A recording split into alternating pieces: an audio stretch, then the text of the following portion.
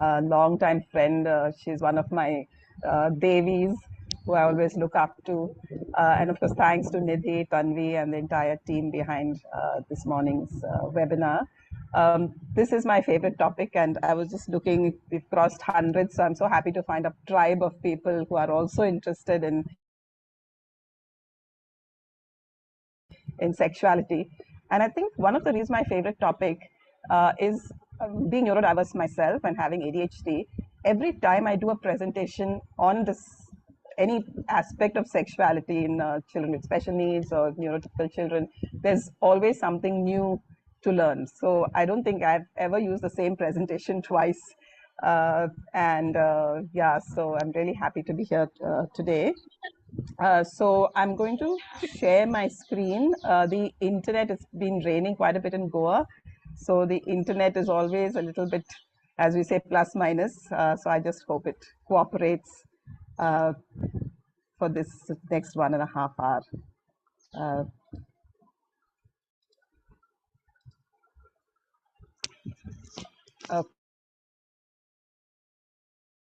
Okay, can you see my screen? Is it visible? Then if you could just give me a thumbs up. Okay, great.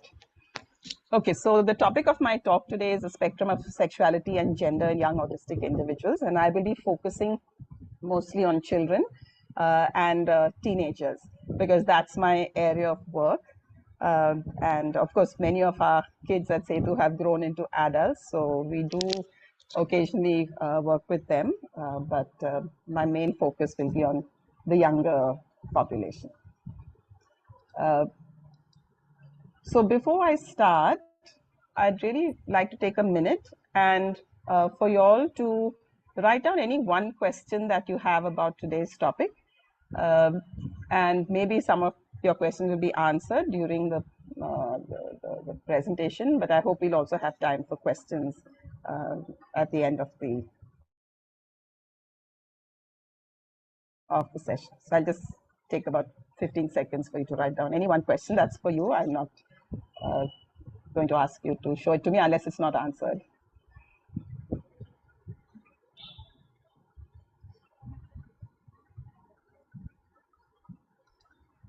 Okay, so here are the main areas which we are going to delve into today. So one is talking about the sexuality development of autistic children and young people. My focus is actually on parents, how they can teach basic concepts of sexuality to their children. And of course, the common worry is that both parents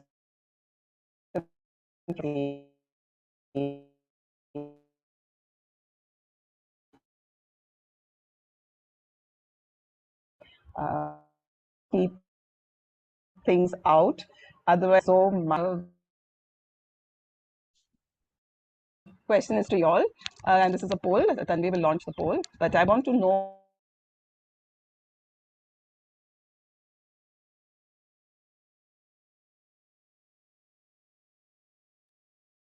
There seemed to be some technical glitch at our speaker's end. We request you to please wait.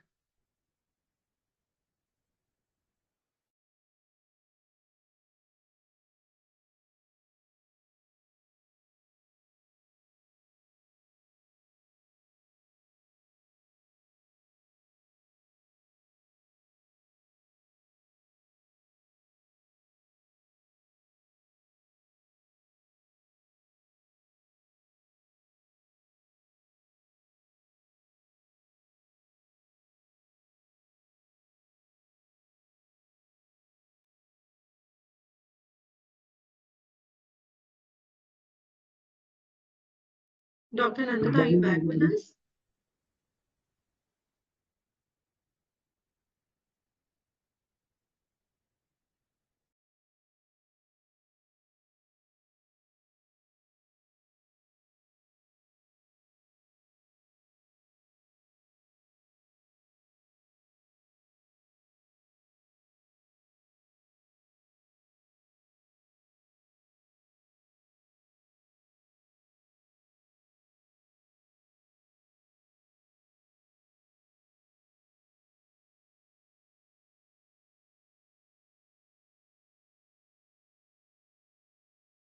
can I speak?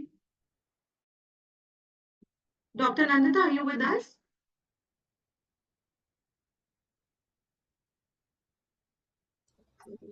I'm Hi, just yes, calling sorry, for. I dropped off. Yeah. Can you hear me? I was happily talking to Yes. Do you Ether. want me to start the poll, the first poll? Yes, yes, please. Okay. I think I'll have to reshare. I'm so sorry about that. I'll just reshare the You can presentation. share the Yeah, presentation. I'll launch the poll. I'll do that.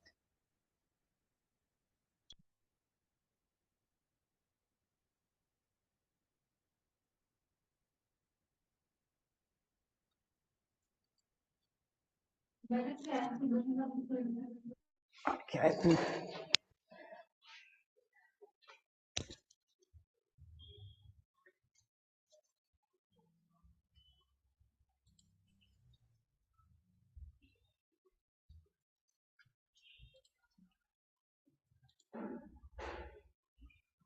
Have you shared the poll, Tanvi? Sharing it now. Yes. Ah, great. Okay, perfect. Yeah, so sorry, I don't know when I dropped off, but if you could respond to this, and who should be the main educators about sexuality? I'd love to hear what the participants think. I can see the answers coming in fast and quick.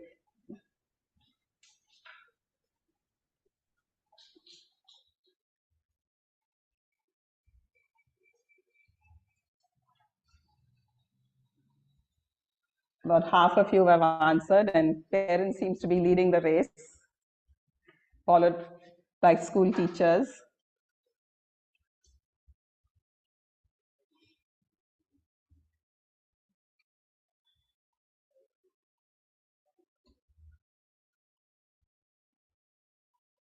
Doctors are even behind peers. Interesting.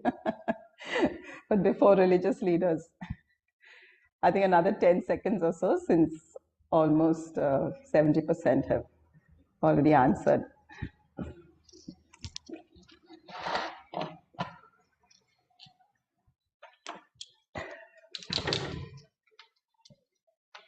Now, Dr. Nandita, we are ending the poll now. It's maybe Yeah, yeah. Don't mind my dog Barfi, who also wants to participate, but he's a quiet chap, so he'll sit next to me.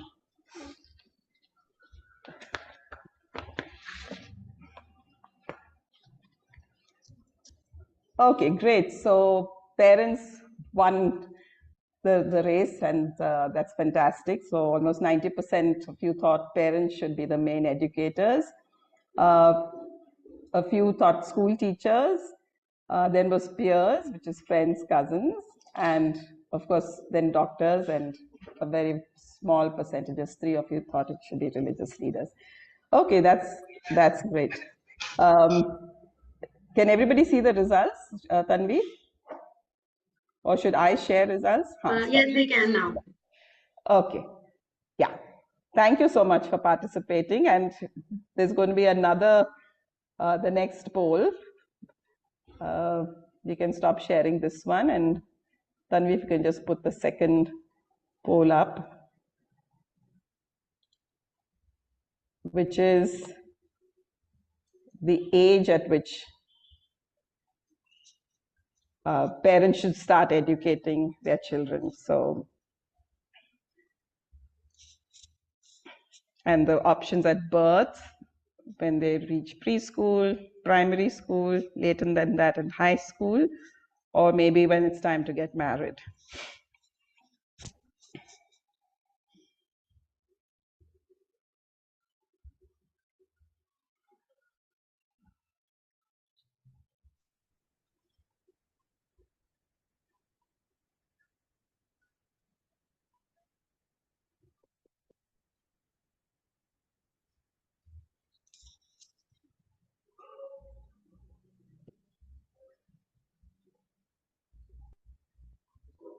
Okay, just another few minutes because almost 70% have participated, and looks like primary school is the main age that almost half of you think that's the right age. Yeah, I think we can end the poll because 75% have. मुझे इनकी voice ही नहीं आ रही, unmute कर दिया है फिर भी।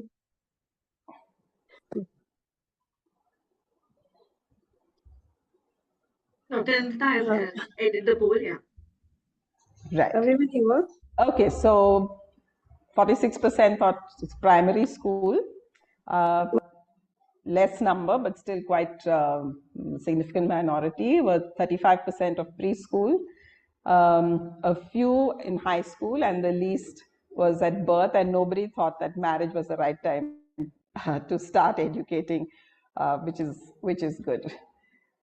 Okay, thanks a lot for participating. Those were really interesting results. We've done that. So sexuality is a gift that all of us share, and this is true for people with disabilities too. And sexuality is all about not only ourselves and who we are, our preferences, our desires, our fantasies, what we think about ourselves, as well as our relationships. And a lot of it is learned through our interactions with others. And, this is everybody's right, of all human beings.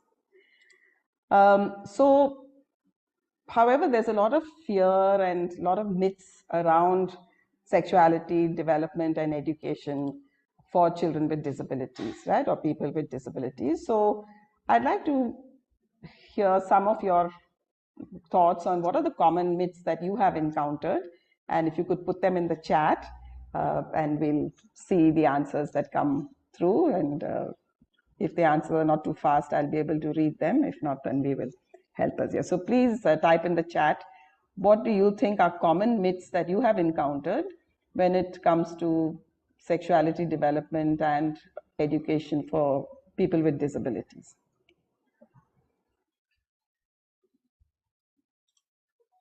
So the answers have started coming in. Asexual, hypersexual, early sex education corrupts kids and make them mature too soon. Yes. Should be kept as secret. They do not understand their sexuality. That sexual Right. education will make them promises. That PWD don't have desires. They will not be able to express and understand. They are asexual, Right. oversexual, hypersexual. Should not be Right. teach. How can they learn Wow. about sexuality? Myth is Yeah. autistic people are too innocent to have sex. Girls don't masturbate. The boys turn into molesters. They won't understand these things. Why do they need to have enough? Why do they need to know this? There is other stuff going on. They are to understand, to discuss all of these things. They don't understand. They are eternal children. They are ignorant Right. about desires. Okay. Masturbation is a sin. Thanks. Yes, I know that there's so many people here, and what you all have said, it's so true, and it's really makes me feel so sad, and I'm sure you're experiencing the same um, feelings too. So some of what you've said, I have put in my next slide, which are the common myths. So yes, as you all have said, they remain childlike and they're asexual, right? Or the other extreme, that they have these uncontrollable sex drives. One of you mentioned about turning into molesters, hypersexuality. Very often parents think that they're with their kids most of the time, so they can effectively protect them, and they're safe. There's no need to really talk about sexuality issues, and even if you did, they would not understand it. How are we going to explain to them, because sexuality is such a complex matter?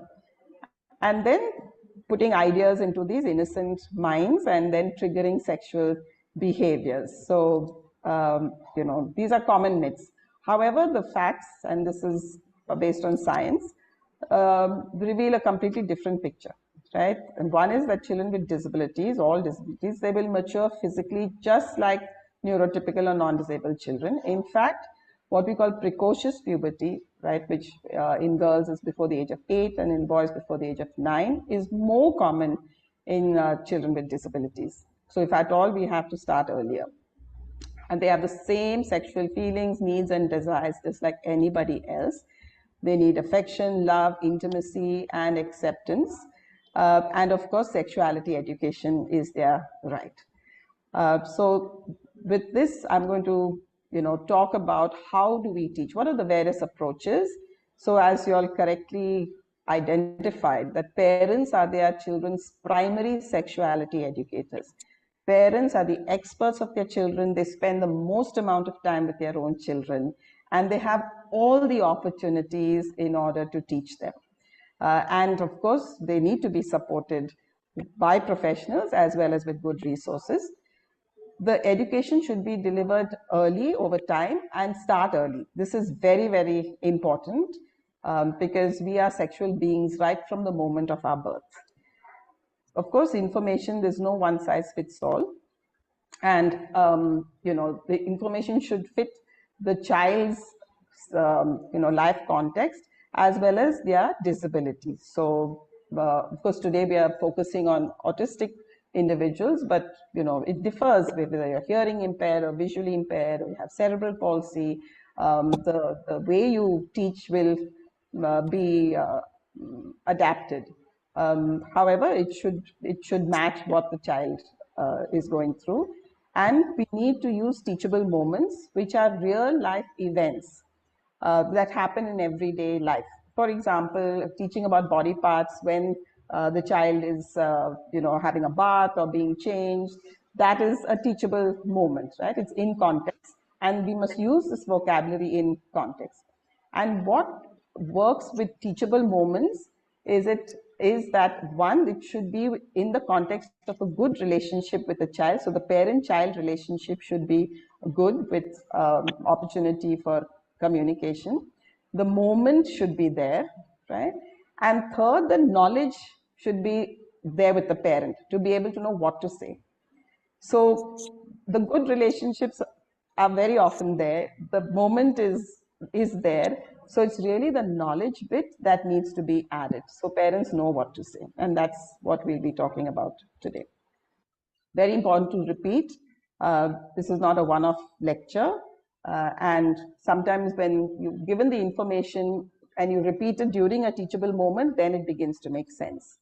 And we have to keep it simple, factual, and use visual strategies, because we know by and large autistic individuals learn better through visual strategies rather than just saying something.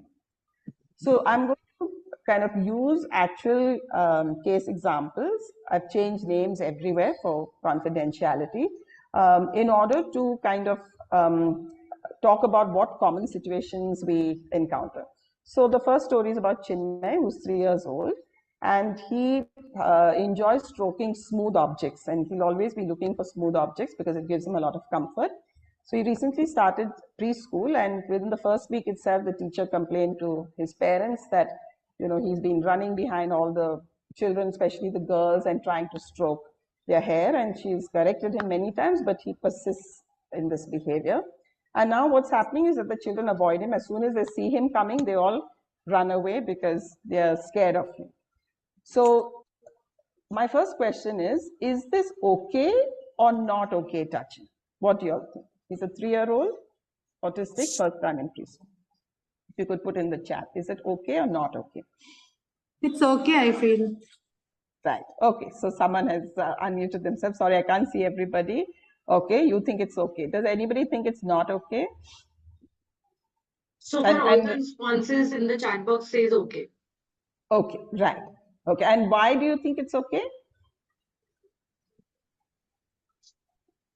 One of the person has also said it is not okay. So. Right. So those who said okay, any just to understand the reasons for saying okay.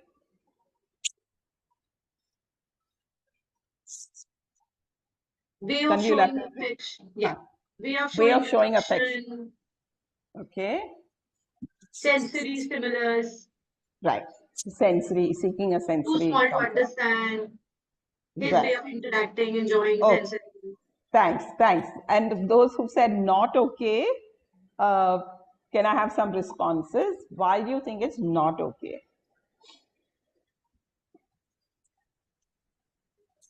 It could be seen as a violation of the other children's boundaries. And so it's a teachable moment in the classroom to teach about boundaries. Absolutely. Thanks, Annabelle. So yes, you can see the kids are running away, right? So though Chinmay has no intention of hurting anybody, right, his behavior is causing some distress to them and they are trying to protect themselves. So absolutely, it is a teaching moment. And my next question is, what if Chinmay was a teenager? Right? There'd be no doubt at all that this would be And not it was okay. not okay. Sorry, someone saying something? So there will be no doubt that this would be not okay, and probably Chinmay would get into trouble, and people scolding him and shaming him and so on, right? So it's important that we look at these behaviors not as right or wrong, but as ways in which we teach children so that they don't get isolated or discriminated or stigmatized. So when we look at sexuality and autism, as I said, it's a very critical part of human development and every human being's right to enjoy all aspects of sexuality. There are several challenges that we know, right? The communication deficits make it hard. For social understanding, so sometimes even when they have the knowledge, it's hard to implement it in a way that is appropriate for that particular social context. And as we've seen, sensory issues can also create difficulties. Quite often, the sexual behaviors are very typical, but they're linked with bad judgment on the part of the autistic person, or there's the sense of panic and overreaction in the other adults around. So, for example, you may have a child who, knows that like they have to put on their clothes after their bath, right? Wipe themselves and put on their clothes. But because the bathroom is wet, they come out to put on their clothes, and there are people, say, in the sitting room, and so it's bad judgment. Actually, the child wants to get dressed, and then everyone starts shouting and saying, "What is this? Dirty," and so on, and creates a lot of panic. But the behavior is quite typical. Get dressed after a bath. Then we have the double empathy problem. We always say that people with autism don't have empathy, which is not true. But we expect them to learn what other people are thinking and so on. But it goes two ways. Neurotypical people also need to have empathy, and very often that is missing. And in fact, I forgot to mention it, but a lot of the myths come from ableism. And really, the biggest disability is ableism, where people who are neurotypical think that people with any kind of neurodevelopmental condition, there's something wrong with them, they need to be fixed, right? And presume that their way is the better way, and everyone should fit into that way. So this is also a cause of problems, and we must make sure that everyone understands, and we also have the empathy if we are non-disabled to see the other person's point of view. And of course, there's a severe lack of sexuality education because of all the reasons we've mentioned earlier, lack of social opportunities and acceptance. And this also adds fuel to the fire and leads to discrimination. So the point I want to make here is that people talk about sexuality education and feel very nervous about it. But actually, all these three go together. We want our kids to be independent, right? So their sexuality development and education, their self-help skills and learning to be autonomous, take care of themselves, make their own decisions even, as well as their social skills, their relationships with others. All these three go together. So you can't address one without addressing the other. If you want individuals who have autonomy, independence, can make their own decisions and behave in an appropriate manner, then all three have to go together. Now, when, what, and how do we start? Because there's so much to teach, right? So as I said, start at birth, because we are sexual beings right from the moment of our birth. But at the same time, it's never too late. So if there are parents over here who haven't started at birth, right, and their kids are, in primary school or preschool or teenagers or even adults, it's okay. It's never too late to talk about this area. I'm just going to open the door. My other dog is banging at the door, and just let him in. Just give me a second.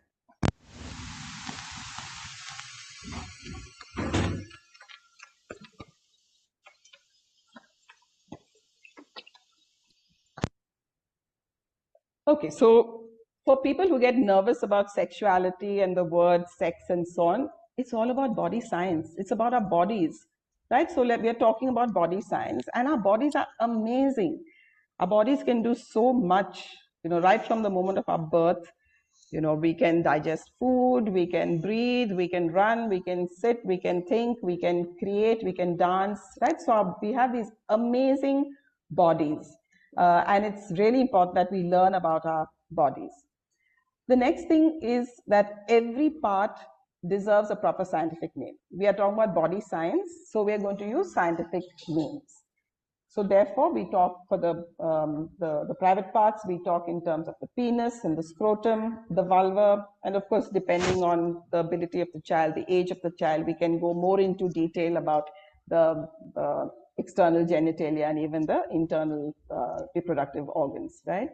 But very often, because parents are worried, we use these nicknames or silly names, right, or code words like, Nunu, Fifi, Fufu, and it's always different. What's, Fifi in one household will be Nini in another household, right?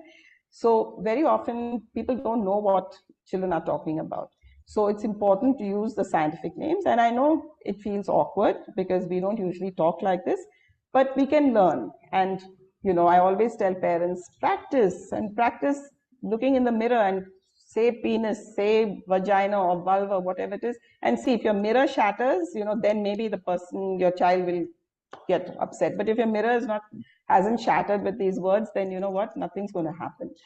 So it's important that we get comfortable and we use the scientific names, because we never call this a Gigi, right? We call it a ear. We never call this a Nunu. We call it a nose, right? So, and even if our child says Nunu, we'll say, yeah, that's a nose, and we'll teach them the right words. So the same goes for all our body parts.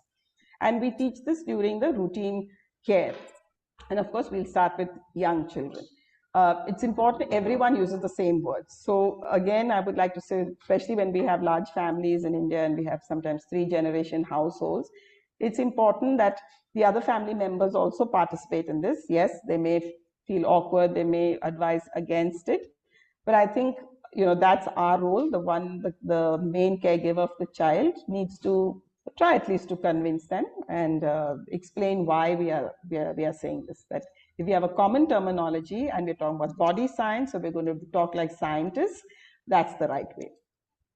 We also teach about personal hygiene at the same time.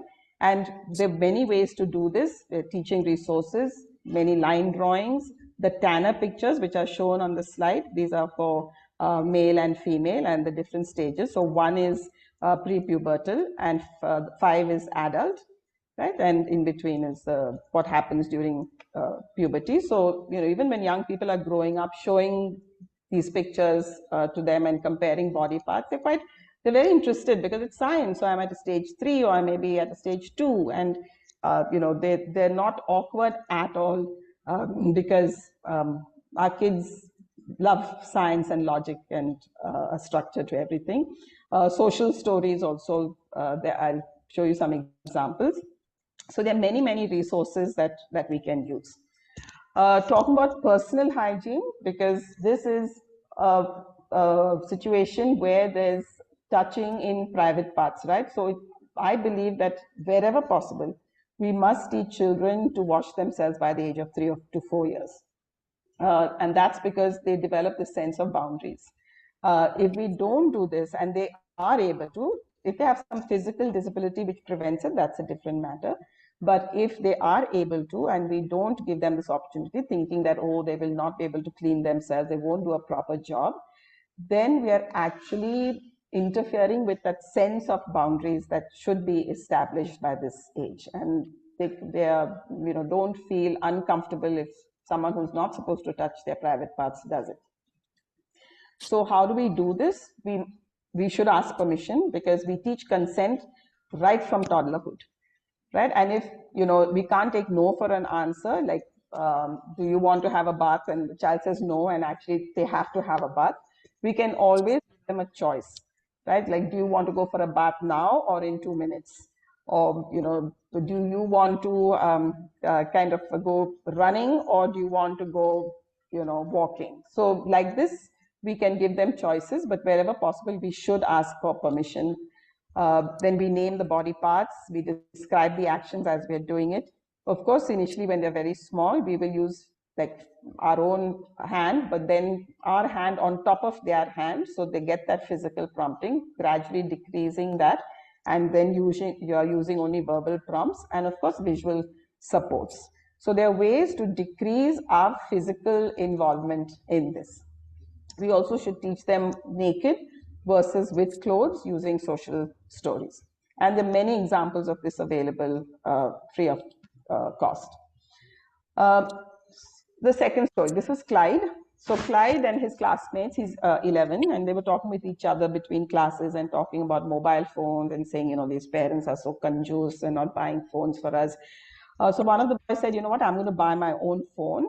So his friend laughed and said, show me your bucks. Where are you going to get phones from? And Clyde overheard them and he just pulled down his pants, right? And everyone was like, created a big stir. And teacher, they went and called the teacher and they took him to the principal's office. And he said, you know what? I thought he said, show me your butts. So he was very upset, in fact, that he had gotten into trouble. It's just a small misunderstanding.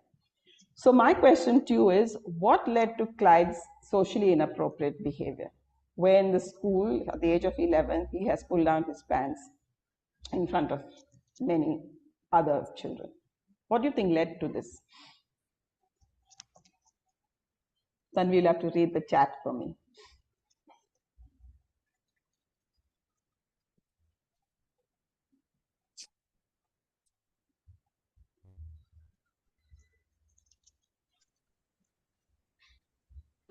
Literal interpretation of communication, misunderstanding the word. His parents didn't teach him the right terminology, giving cute names to private parts, poor understanding of what is public and private, being taught the words butts for a body part. Didn't know showing butts is inappropriate, not knowing about private spaces. Others have asked him to show butts. Maybe he wasn't taught public, private. Wonderful, yes. And I'm going to stop with that because that is the issue, right? It's not the knowing the wrong name, but it is not knowing what to do with what we can do in private and what we can do in public. Because even if he had misunderstood, if he had a sense of this public-private, he would not have pulled his pants down in that public place. So private versus public is a very critical concept. So this concept is taught in these areas. So one is the parts of the body, right? And generally we say parts covered by the underwear or by the swimming costume, those are private. And lips can also be a private part. Actions, what are private versus public actions? So any behavior where you remove your clothes or like you're undressing or anything that happens with your private parts, like an erection or having a period or personal hygiene, that is a private behavior. Then private places. So a private place is in the bedroom or the bathroom with the door closed, right? Or if you live in a home where there's no toilet, you have to use a public toilet, right? And there's no separate bedroom, everyone's sleeping in the same room in which they eat, then under the bed cover is a private place. Topics of discussion. So anything about private behaviors or private parts of your body, those are private topics of discussion. And then your things, of course, your personal belongings, information like your passwords, your bank account, okay, these are private bits of information. And we must reiterate this and help children to understand what is private, what is public. And the same, like where can you be without your clothes? Where can you be naked?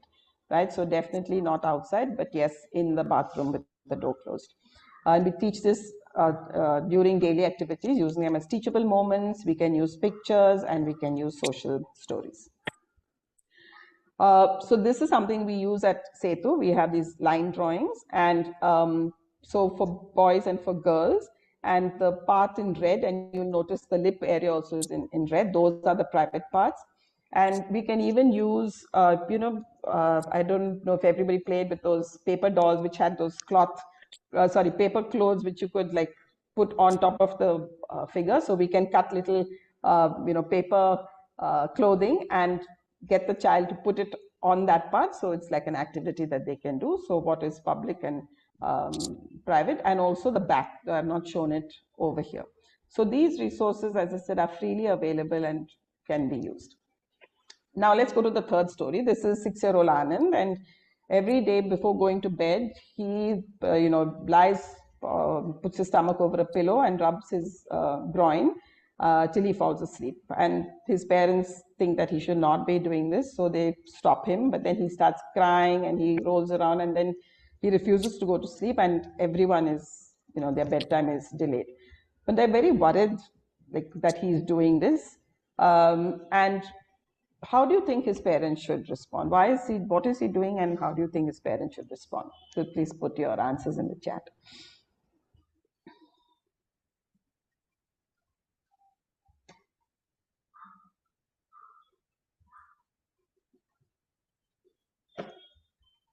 Somebody else like gratification. Okay. Yes. Give him a private space to do it, self-gratification.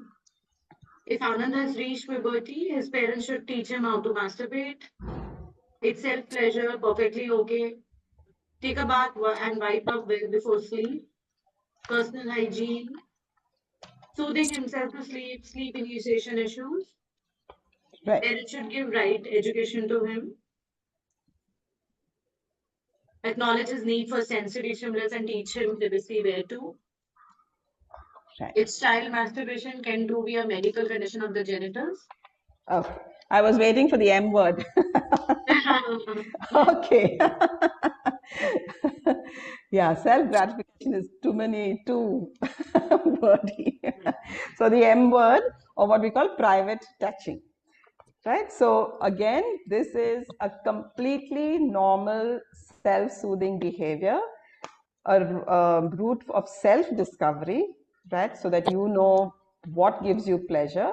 And for many people, it may be the only realistic sexual outlet, right? And let me tell you that even fetuses masturbate. So ultrasound pictures have shown that even fetuses masturbate, and it very early on, human beings learn that touching different parts of their bodies gives different sensations. And touching your private parts is pleasurable. Okay, when they're babies, it's not a sexual feeling, it's like self-soothing. But this is a completely normal behavior. It's not going to make you go blind or deaf, or make your private parts fall off, or like harm you in any way. So what we teach is that we will interrupt the behavior in public without overreacting or punishing. And the strategies would be to allow this behavior because it's part of normal sexual development. But of course, he's 6 years old, but for teenagers, provide for private time in the visual schedule, because it's important that, it tends to increase with increased sexual growth. So it tends to increase when people become teenagers. Teach the rules that this is a private behavior with your private parts, therefore it has to be done in a private place. And the correct time, place, we can even have a door sign saying private at home, and we can use social stories. And part of one has been shown over here, that when I want to touch myself, I go to a private place. We also have to teach that seeing private doesn't mean that that's a place where you can masturbate, because quite often in public offices you will have private, which means that it's only for like the MD or the boss of that place, right? And if it's happening, say in school or in a public place where you cannot, give that time, it's important to redirect the young person to an activity that requires use of hands, intense focus, preferably something of their interest. Physical exercise helps, and of course, if it's at home, then his or her bedroom, if that is available. Now, very often I'm asked, what if it happens in school? Right, the child is in a school and they put their hand in their pants and they start masturbating. What should be done? My opinion is that in a school, generally what happens in a school is that there are many children and few teachers. Now, if you're going to take that already rare commodity of having a special educator is going to take this child or even a regular teacher to the bathroom and allow them to masturbate. That's not realistic. Also, it makes the child susceptible to abuse. So I would say bring it to the attention of the parents and let the parents give private time at home. That's safer rather than allowing the child to masturbate in school and giving them time during school hours. The next story is about Manish. He's 9 years old. Now, from the age of 3, Manish has been saying that he's a girl and he wants to be called Manisha. He loves to wear dresses and put clips in his hair. And in fact, at the annual class photo, he wanted to stand with all the girls and they were kind of saying, don't stand with us, go with the boys. But he was insisting. And he's clearly said that he wants his penis to be removed. Now, his parents have scolded him. They've warned him that he'll be teased. But as they reported to me, he just refuses to listen. And they're very worried and came to me to ask me, how can we handle this phase and how to correct this problem before it gets worse? Right now, I'm going to spend some time talking about gender because I think this is such an important concept that we all need to understand. And, it's not very often discussed. And even for me as a professional, this wasn't part of my presentations on sexuality till maybe 4 or 5 years ago. So, we must understand what is the construct of gender, right? So, I've used this wonderful diagram called the gender-bred person. There's also the gender unicorn, which is also very interesting, and to look at the different aspects of sex and gender. Okay, so when we talk about sex, we are referring to biological sex. Okay, and that is a decision taken by the doctor or the nurse at the time of delivery, okay, based on the external genitalia. So that is given. It's not something that comes from within the child. It's given to the child at the time of birth. And if you look on the gender-bred person, okay, so you'll see these lines. So the third line, which is biological sex, so that can be female on one side, male on the other side. So female if there's a vulva and a clitoris, that's female, and if there's a penis with scrotum with testicles, that's male. And sometimes it's hard to say because you may have a penis that is not fully developed, so it may look like a clitoris. So it's hard to say. So that's what we call an intersex. And biological sex is determined by, as I said, our external genitalia and hormones and chromosomes and so on, right? And that's the sex assigned at birth. So very often the terms assigned female at birth or AFAB or assigned male at birth, AMAB, these are the abbreviations that are used. The next is your gender. So gender, that's how you think, how you wake up in the morning, how do you feel inside you, which is your gender identity, and that's a top line. So it could be woman on one side, man on the other side, or anywhere in between, which is what is called gender queer. And how you express your gender is your gender expression. So you identify as, your gender, and then how you express it through how you dress, how you speak, even your social roles. A lot of this is socially determined. That is your gender expression. The pronouns you use, how you label yourself, that is your gender expression. So that again can be feminine on one side, masculine on the other side, or androgynous anywhere in between. So all these concepts exist on a spectrum, right? And lastly is your sexual orientation, which is the last red line at the bottom. That is who you are attracted to. Okay, so if you're attracted to the opposite sex, so male attracted to a female or female attracted to a male, we call that heterosexual. Right? At the other extreme, you have people who are attracted to the same sex, which is homosexual, right? Where a man loves a man or a woman loves a woman, right? Of course, now these terms also are changing. Or bisexual. You may be attracted to either gender, your own gender or the any other gender. So it's important to know that these are 3 different or 4 different things. So sex is not equal to gender identity, which is not equal to gender expression, which is not equal to sexual orientation. Right? Now, most of us, like society is what we call heteronormative, right? So you're cisgender and you are heterosexual, but that's not the only way. That is most determined by society rather than by lived experience. So it's really important that we begin to understand people's lived experience and go with that in order to understand gender, gender identity, expression, and sexual orientation. So we have all these terms for gender identity, gender diversity, and in fact, there are even more, but you know, I didn't want to, that's my new special interest. I've just put a few over here, right? So when we say transgender, actually what we mean is that it's a person whose gender identity is different from their sex at birth, sex assigned at birth. So if it's a male, AMAB assigned male at birth, who feels like a girl or a woman inside their body, that's a transgender female. Or if it's a woman, a girl who's assigned female at birth, AFAB, who feels like a man or a boy inside her body, that's a transgender male. So that talks about transgender. Then bigender, someone who experiences both genders, male and female, right? Non-binary is someone who does not subscribe to these male-female binaries. Okay, so, you know, they identify choices of boy, girl, man, woman, those don't fit.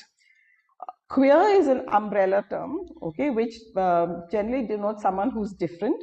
They may be attracted to and open to relationships with people of all genders, right, and orientations. And they do not accept gender and relationship rules and expectations of society. That doesn't work for them. And it used to be a very derogatory term before, but now with a sense of pride, where people have embraced this term to describe their own lived experience. Gender fluid, gender flux is, and gender is fluid, right? It's not a static concept. Now we know that gender is something that is determined over time, right? So gender fluid could be a change. It's sometimes also called gender flux. Agender is people who don't feel they have a gender. Okay, gender creative is very often used for children. I'll be talking more about this, where they're discovering their gender and they are on a journey. And I recently came across one of my clients described themselves as autigender, and I was really curious. I'd never seen this term before. And autigender is people it's not autism as a gender, but autistic people. For them, gender is something which is very closely linked to their own autistic experience, and it impacts it a lot. Okay, so they use this term as autigender. So, you know, if you kind of try to understand all this, you can see it's quite complex, and there's so many different ways in which people can identify themselves, and really no one else can determine this for them. We can only assign sex at birth based on the external genitalia, and that is such a limiting way to define people or to give them their identity. So the very interesting thing of sexuality in autism is that there is a spectrum in the sexuality, in the sexual orientation, as well as in gender identity. Okay, and it is more common in autistic people. So in fact, in transgender clinics, 22% of people who come to transgender clinics are autistic. Okay, and whereas in the general population, it's only around 2.5%. So if we are working with this population, or we are parents to this population, it's very important we understand this concept well. And the sexuality can be from asexual, and asexual doesn't mean aromantic, because they want emotional relationships, but not necessarily with sexual intimacy as part of it, to hypersexual. Okay, now hypersexual again, because we know that many autistic people have special interests, so that can become be expressed as hypersexuality. And again, it's something that you know, with education, with conversations, this definitely can be handled. They may be aromantic, so not having feelings of romance, but willing to have sexual relationships. Then there are differences again within autism between boys and girls, where autistic girls tend to have a better sexual understanding, right? But more negative sexual experiences. And very often it could be because of later diagnosis of autism. So they're more prone to exploitation. And there's a wider range of sexual diversity. Now, within sexual orientation, so that's heterosexual, homosexual, bisexual, autistic boys are more likely to be bisexual, whereas autistic girls are more likely to be homosexual, identify themselves as homosexual. Coming to gender identity, there's a much greater frequency of gender dysphoria. Now, interesting thing, in the DSM-4, which is, DSM is the Diagnostic and Statistical Manual of American Psychiatric Association. So in DSM-4, there was something called gender identity disorder. Now, with our new understanding, that was removed. And DSM-5 does not have gender, which came out in 2013, does not have gender identity disorder, but has gender dysphoria, which many people still object to. But it has place for accepting that gender is not a one thing, right? But what is gender dysphoria? Where your gender or your sex assigned at birth is incongruent with your gender identity. And there's a greater frequency of this, and being transgender, as I mentioned earlier, 22% in transgender clinics, autism population, in autistic versus typically developing adolescents. And all this can change over time. So the sexuality, the orientation, as well as in gender identity. So it's really important that we stay with individuals during this journey and help them go through this and support them wherever they are. It's not our decision to make. It's our role is to support the decisions that they make and help them to come to decisions through conversations. So how do we support gender creative children?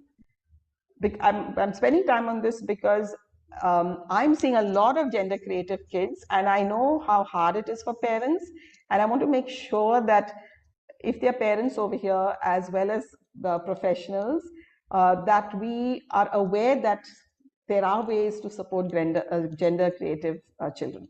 So first thing, the child is the expert. We must ensure their agency. This is really, really important. And in fact, a parent who supports their child is the greatest determining factor of how their futures will turn out. Right? So making sure that we ensure their agency and observing our child's behavior, asking them how they feel and think, what are their preferred pronouns, what are their preferred name, right? For example, if Manish prefers Manisha, that is the name ideally we should use, at least starting within our homes, because then the child knows that they are accepted, they feel safe. As parents, we can decide our child's bedtime. We can decide, which school our child goes to, right? But it's up to the child to define their gender identity. It is not for us to tell them, right? It is for them to tell us.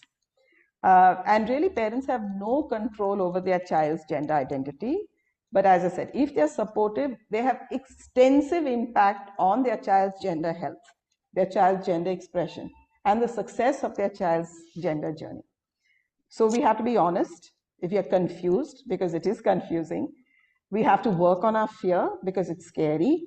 And fear comes from a good place, that we want to keep our child safe, right? So we say, don't talk about this, don't say this, don't wear this different type of clothing, right? But we have to work on that fear. We have to admit ignorance.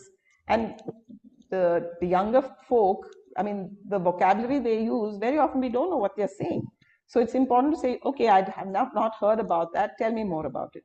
And it's important we educate ourselves. Supporting the child not only at home, even in the school. Children spend a huge part of their time in schools and of course in the community. We need to build their gender toolbox and help them to know what to do in certain situations. If people ask, say, and very often in school they get bullied and teased. So people ask, like, are you a boy or a girl? And the child is still on their gender creative journey. They can say, I'm not sure yet, but why do you ask?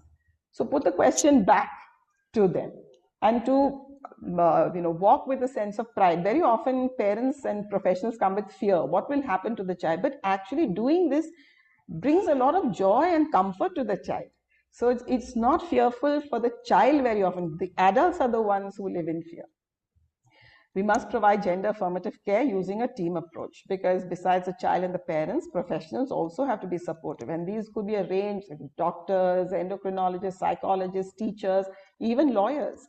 And of course, self-advocates also, because, especially for the child, when they meet other individuals who made this journey, it's very, very empowering to them.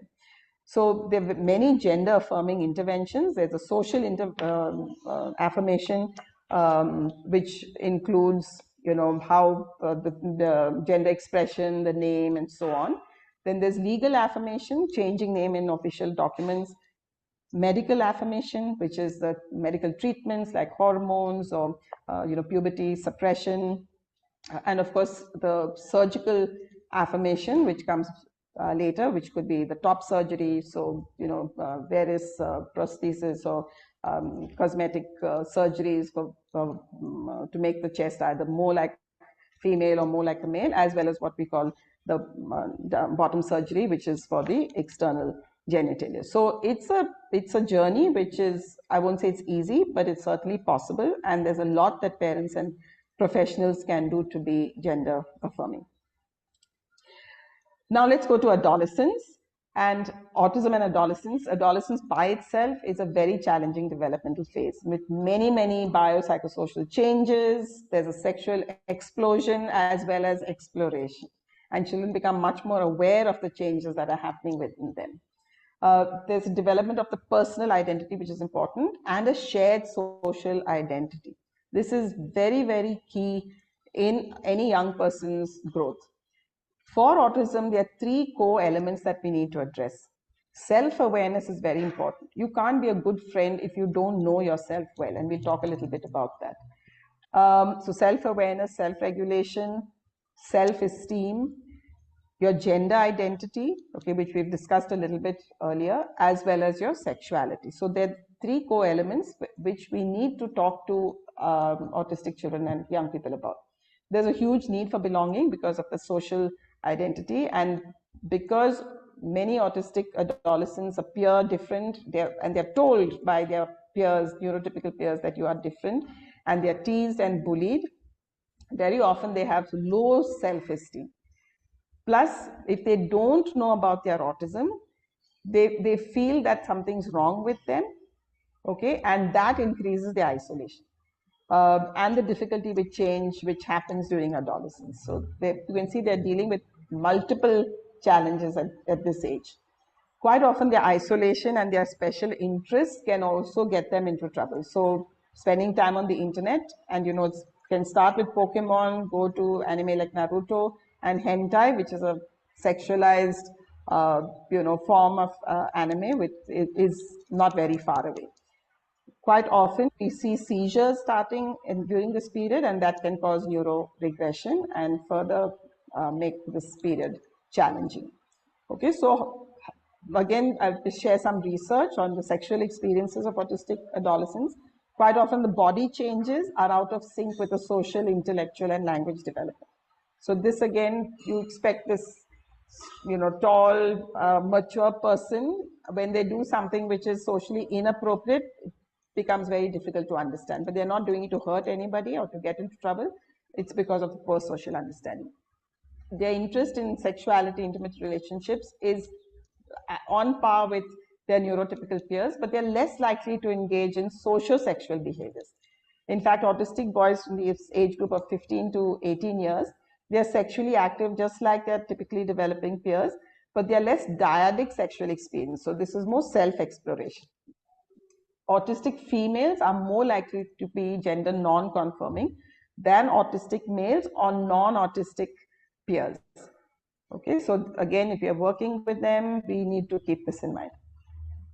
Transgender autistic adolescents have great difficulty in their self-expression as well as their gender expression. We've already spoken about communication difficulties. We've spoken about their sense of isolation, their fear of discrimination. So they really, it's like a double whammy for transgender autistic adolescents. And sexual victimization is very common. In fact, the less knowledge people have, the more likely they're to be sexually victimized. And sexual victimization is associated with an older age at diagnosis, especially for women. I've put my references on the slide. So a little bit about puberty. It's a very important time. It should be celebrated by everybody, and we must make sure we prepare children for puberty. So, now the age of puberty has come down. So we say precocious puberty if the, changes start and periods start before the age of 9 for girls. 8 for girls and 9 for boys if the changes in the external genitalia start. For girls, the first sign is the breast bud. So generally, that's called a thalat. Generally, 1 or 2 years after that, you have what is called the menarche. So the periods are going to start. So parents should start preparing their girl children, at least when they see the breast bud coming. So their social stories, I put an example over here. They're great videos also on menstruation, and of course these aprons which have the reproductive organs and which can be used to explain. I won't be able to spend much time on this. It's a whole separate webinar on itself. Basically, just what I want to say, it's a time for celebration, and there are many resources that can be used. And children themselves are fascinated by their own changing bodies and would welcome education in this. Now, relationships and behavior, because this is an important time when peer interaction becomes, there's a great need. Autistic adolescents want to interact with their peers, but don't know how, and very often their peers are not accepting. So they need a healthy self-concept first. Who am I? What do I like? What do I not like? What am I good at? Who likes me? Who would I like to be? And the understanding of their autistic identity is so critical. Very often, adults, like family members, even professionals, think that we won't tell them because, we don't want them to feel bad. We don't want other people to mistreat them, right? So there's this whole, like, it's a bad thing. And we transmit this to our kids. But actually, we celebrate their uniqueness, and we genuinely are convinced that, because it's true that, they have, like they are such wonderful human beings, regardless of their abilities or the extent of their challenges. And we communicate that, we celebrate that, they in turn will imbibe that and live with a sense of pride. So that understanding of autistic identity has to come with a strengths-based approach. And that, if they have a strong sense of their own selves and their autistic selves, that helps them to develop a shared social identity. Because if I'm autistic, I know there are autistic communities out there which I can be part of, right? But if I'm different and I think something's wrong with me, there's nobody else like me, I'm alone. So that sense of belonging leads to less discrimination. It promotes self-esteem, and it even promotes what we call sexual esteem, that I am a good person I know myself well, and I'm a sexual person, and I deserve to be respected and to respect others. So, and it is the basis for healthy friendships. So respect, communication, trust, this is what we need to teach them. That trust is a very important part of friendship. Okay, sometimes you have to compromise, but if anybody is breaking your trust, you probably need to question that friendship, and friendship is not something that can be bought. Many autistic children, we've seen this, the neurotypical peers use them to get money, saying that, you bring money, 50 rupees tomorrow for samosa for me, and I will be your friend. I will sit next to you on the bus, right? So we must be aware that this happens, and we must create safe spaces for healthy friendships and educate about healthy friendships. I just put this up of one of my kids who we use this All About Me document, which he's entered it himself, and such sweet responses, so interesting. And he did this himself in about 10 minutes. But his favorite things are instruments. And I'd love to talk to him. I've not met him after this, but I'd love to know what instruments he loves. And he doesn't like people shouting or getting angry with him. That doesn't work for him. And he's working on being calm. Okay, sexual feelings, very, very important. We need to help young people to understand this, because they may not be able to make sense of what's happening inside them, and use that. Our feelings are actually like an early warning system. They help us to know whether something's okay or not okay. So it's important that we learn to pay attention to our feelings, and our feelings are often expressed in our body parts. So our stomach is churning, our heart is beating, or we're sweating. So to be aware of that, and to be aware of our thinking. Okay, what are we thinking? So with the sexual feelings, how does this express itself in your thinking? You may be thinking about intimacy, you may be thinking about a particular person, in your body sensations, like all your physical and sensory experiences, like your heart rate, a tingly feeling, you may have an erection, right? And sometimes if people are having difficulty with that, we can use the wearables where they can actually check their heart rate. And then if they find the heart rate high, then do like a body scan to see this, like where else it is being expressed, as well as in the behavior, because thinking and feelings is different from behavior. So you may want to act in certain ways, like find out and share information, spend time with that person, like go on a date with them, sit with them on the bus. So it's important to break this down to make sense of it. And what we need to communicate is thinking and sensations are always okay. Those are natural, they're always okay. But behaviors can be okay or not okay. But we need to specifically teach this like rules, not morals or emotions that it's, this is good or this is bad. And being very explicit, like these are the different people categories. So yourself, there's your family, there's, your friends, your close friends. For older people, your intimate friends, then you have strangers, professionals. Okay, professionals are community workers that they know, but there may be community workers that they don't know, like say policemen on the street, or it could be doctors in the emergency room, right? So with each category of person, there are certain ways to behave, and I think as professionals we should encourage this. So quite often, for example, a doctor, I feel, is a community worker the child knows.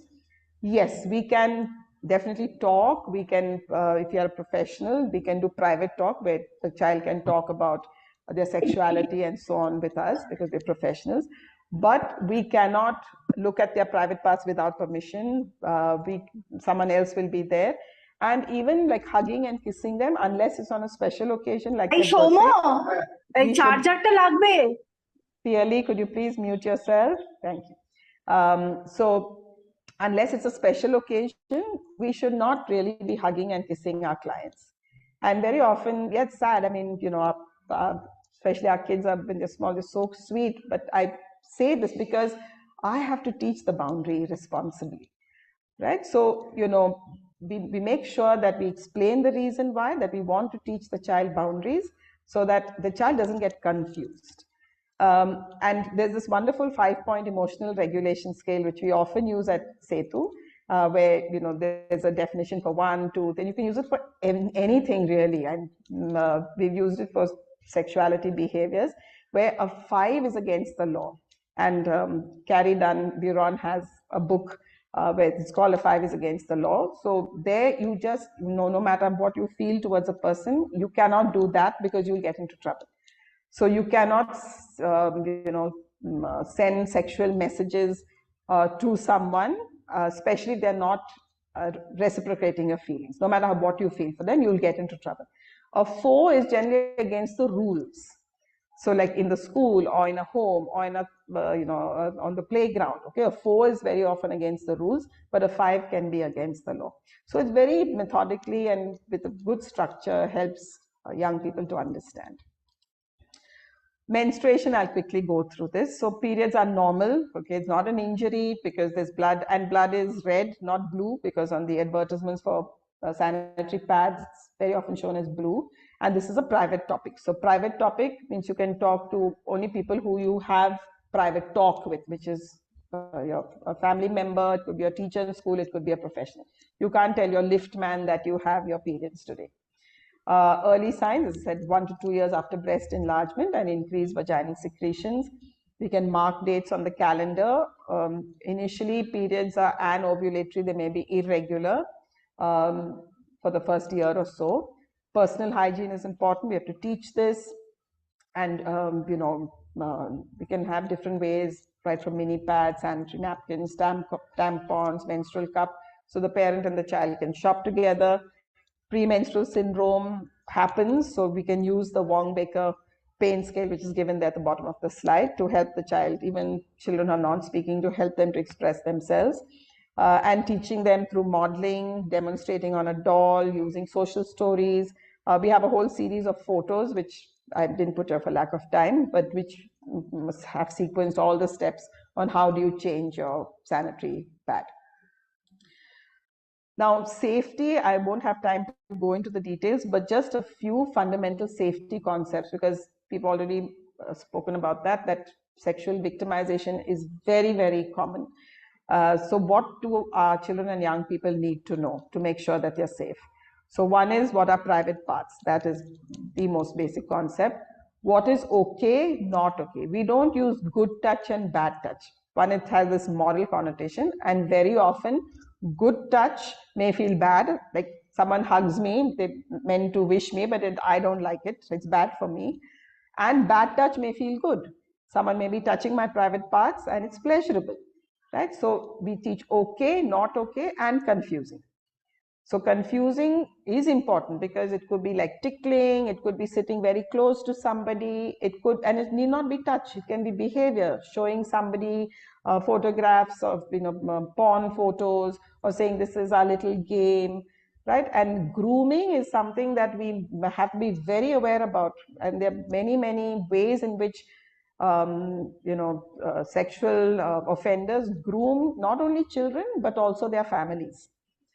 Because what a perpetrator needs is trust of the child and of the family. So very often people who want to be alone with the child, and they will be very sympathetic to the family, offer to take the child for camping or spend time with them, and or just turn up uninvited for birthday parties with lavish gifts, right? There are many ways we can do another webinar on that, but grooming is something that we're very, very aware about. Then they need to know about relationships and what you can do with whom, okay? So interactions with various people. Consent is important, that you have a right to say no. Absence of no does not mean a yes. So if someone has not said no and they're frozen, don't say anything, doesn't mean that they've said yes. And just because you've said yes, you can change. Consent is not given for life. So you may have said yes, but you can change to a no. You can decide to stop. You can decide to slow down. And when you're under influence of drugs and alcohol, consent is invalid. And mutual consent is both say yes and it should be okay. So you have two underage teenagers, right? Both say yes, but it's not okay because it's underage. It's a 5, which is against the law. So breaking it down and making sure that our kids don't get into trouble inadvertently. And then, of course, who and how to tell about abusive situations. And there's this 3-step no, go, tell. So you say no or stop, or you indicate no, either with a hand gesture, go, get away from that place, and tell. And tell, if you have verbal skills, you do that, or you have like a people and relationships book where you have photographs of the people you interact with regularly, and you have a help page, and you have different ways of pictures of not okay touch, right, from pinching to touching private parts. So you can teach the child to point that so and so did not okay touch and I want help. And non-speaking people can be taught this, even up to moderate intellectual disability. So there are many, many ways in which we can teach. My last few slides. So autism and sexuality education. I hope I've convinced you that it's all about body science and need not be scary at all. Please start early. It's never too early. But if you haven't started, no problem. It's never too late also. First, parents and professionals should be educated, and it should be in a safe, supportive, non-judgmental space, because it's okay to feel afraid, it's okay to be ignorant. That should not be a criteria for not doing it. And I always tell parents this who are fearful, whatever you do, however badly you think you've done it, you'll be doing a much better job than the internet. So like your competition is really, it really sucks. So, don't feel afraid, like take the initiative. The content needs to go beyond just biology and safety. We should also focus on personal factors like self-exploration, masturbation, gender identity, orientation, relationships, and of course, friendships, dating. I've not spoken about that. Again, important topic. Very individualized approach, which is developmentally appropriate, has to focus on strengths, the person's needs, their abilities, their preferences. So it's nothing to somebody, it's with somebody. All our intervention should be with the individual and not to the individual. Share information. There's a treasure trove of resources. I'll put some up on the next slide, and many of them are visual strategies. We must use language that is inclusive and affirming for gender as well as sexual diversity. And teachers, therapists, doctors, we are all part together with the parents of the child's village, and we must support each other. These are a few of the resources that I've used with this, besides the research references. And in fact, recently the National Institute for Empowerment of Persons with Intellectual Disability has come up with this guide, which is, I'm pretty impressed with it. And it's open source. So please do download that. My key takeaways: autistic children and adolescents have sexual needs and desires, and it's very important to understand the development of healthy sexuality. Okay, their social and intimate relationships, as well as personal safety and autonomy. We must support this using a biopsychosocial and developmental framework with individualized support. It's not one size fits all. We have to tailor it to that particular individual and do it together with them. And please remember the intersectionality, and which makes it prone to more victimization and discrimination of autism together with gender and sexual orientation. And empowered families can be active cheerleaders in their child's journey of self-discovery. They can do a great job, and we have to support each other. We have to be the ambassadors and like warriors, literally, in sexuality education. My last slide, that sexuality is a many-splendored thing, and thank you very much for your attention today. Okay, we still have a few minutes for questions. So